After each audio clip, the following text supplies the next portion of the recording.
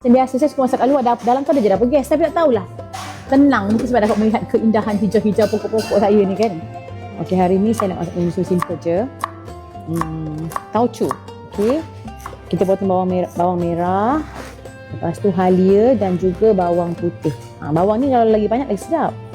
Okey, so kita tuangkan minyak masak. Masukkan bawang merah, putih, halia, cili api yang telah kita iris tadi. Kita tumis sehingga dia masak lah dan naik bau lah. Okey, dah garing, kita masukkan tauco kita ya. Ini nama dia tauco halus. Masukkan air sikit. Masukkan paste asam jawa, perasa, cendawan. Kalau garam kena rasa dulu, takut masin. Kalau sudah masin ni kita rasa dulu. Kalau kurang garam baru kita tambah. Masukkan bawang holland, cili merah. Allah jatuh. Kalau kita pakai tauco halus macam ni, dia agak pekat lah kuah dia berbanding kita pakai tauco kasar. Dan kita masukkan ikan ni, ikan tenggiri yang kita dah goreng.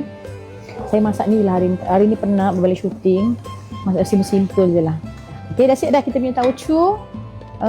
Kita hari ni tauco halus kita.